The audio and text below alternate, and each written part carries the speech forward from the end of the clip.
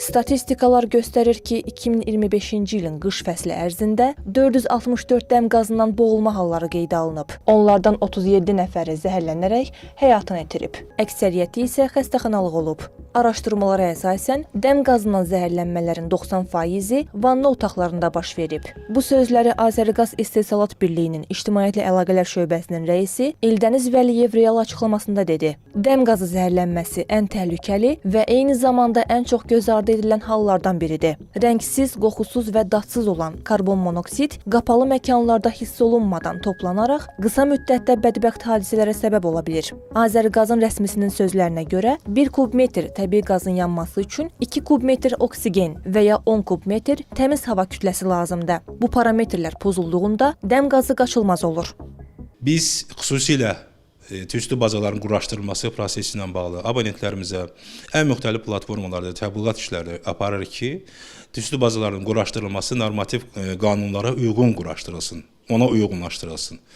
Və qanunlar, normativ qanunlar onu deməyə əsas verir ki, tüstü bazaları dam sərhəddindən, fərdi yaşayış evinin və ya da ki, bina evlərinin dam sərhəddindən minimum 50 sm yuxarıda olmalıdır.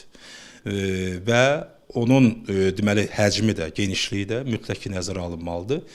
Tüstü bazalarının vaxtında qulluq olunması abonentlər üçün, yəni hansısa bir təhlükənin minimuma endirilməsi deməkdir. Həm Bakı və Abşeron yarımadası, həm də regionlarda Azəriqaz İstehsalat Birliyi əməkdaşları tərəfindən əhali arasında kütləvi maarifləndirmə işləri aparılır. Ölkə ərazisində texniki müayinələr həyata keçirilir. Ötən il aparılan texniki müayinələr zamanı məlum olub ki, 80%-ə yaxın mənzillər və fərdi yaşayış evlərində texniki şərtlər pozulub. Texniki müayinənin əsas məqsədi sırf Azəriqaz İstehsalat Birliyinin abonentlərinin təhlükəsizliyinə hesablanıb. Bu baxımdan Azəriqaz İstehsalat Birliyi mənzillərdə müşahidə olunan həmin o texniki şərtin ilkin halından kənara çıxma hallarını qeyd edir. Bir nüsxə abonentə təqdim olunur və abonentin həmin o neqativlərin deməli aradan qaldırılması istiqamətində fürsət baxımından 30 gün, yəni bir ay müddətində vaxt verilir ki, bu 30 gün müddətində vəziyyət texniki şərtin ilkin vəziyyətinə gətirilsin. Təəssüf ki, hələ də dəm qazından boğulma hallarının yaşandığını müşahidə edirik. Bəs bilmədiyimiz məqamlar nələrdir? Niyə insanlar dəm qazından zəhərlənir? Bu barədə təhlükəsizlik üzrə ekspert Nüsrət Qasımovdan xəbər aldıq. Onun fikrincə, mavi yanacaq evdə daim nəzarətdə saxlanılmalıdır. İnsanlar öz həyatları ilə birgə digərlərinin də sağlamlığını düşünməlidir. Bugünkü gündə detektor quraşdırılmalıdır, quraşdırmırlar.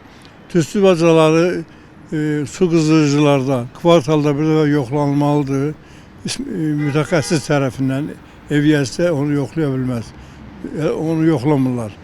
Ceyran peçi təhlükəlidir, çünki onda avtomatika yoxdur. Kim əlinə keçdi, lisenziyası var, yoxdur, mütəxəssisdir, mütəxəssis deyil, gəlir evdə qaz işlərində, təmir işləri, quraşdırma işləri görür, nəticəsi də belə olur.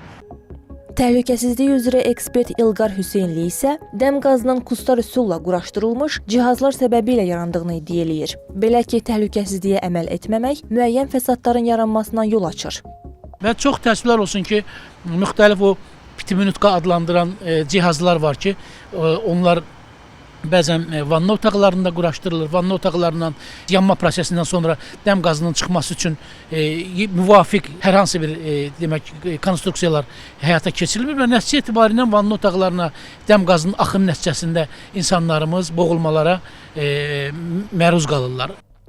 Dəm qazından zəhərlənən zaman nə etmək lazımdır? Həmin vaxt insan bədənində nələr baş verir? Toksikoloq İsmail Əfəndiyev bildirir ki, dəm qazından zəhərlənmiş insan nə qədər həmin otaqda qalsa və həmin otaqda nəfəs alsa, o qədər zəhərlənmə davam eləyir. Ağır zəhərlənmə zamanı xəstəni bir neçə dəqiqə, hətta saniyələr içində itirmək mümkündür. Bu xəstədə müxtəlif nevroloji əlamətlər qalır. Bu yüngül ola bilər, baş ağrılar uzun müddətli, yaddaşın zəifləməsi, ağır vəziyyətdə, hətta insan bir körpə uşaq kimi təzədəndən hər şey öyrənməli olur və belə halları gözləmək üçün hökmən vaxtında həkimə müraciət etmək lazımdır. Mənim praktikamda belə olmuşdu ki, hətta ağır dəm qazı ilə zəhərlənmədən sonra xəstə 6 aya qədər xəstəxanada nevroloji və digər müalicə, reabilitasiya müalicəsi alıbdır. Bəs hadisə zamanı hansı ilkin tibbi yardıma ehtiyac olur? Zərər çəkmiş şəxsi dərhal təmiz havaya çıxarmaq, ağciyər ödeminin qarşısını almaq üçün onu yarı oturaq vəziyyətdə saxlamaq, dar paltarlarını soyundurmaq, əynindəki paltarın yaxasını açmaq, ətraflarını və bədənini ovuşdurmaq, başına və sinəsinə soyuq kompres qoymaq, huşu özündədirsə maye içirmək, huşsuzdursa naşatır spirtində isladılmış pambığı burnuna yaxınlaşdırmaq və həkim çağırmaq lazımdır. Çalışaq ehtiyatı əldən verməyək. Çünki həyatımızı və sağlamlığımızı qorumaq öz əlimizdədir. Nigar Namiq, Əhməd Mahmudov, Real.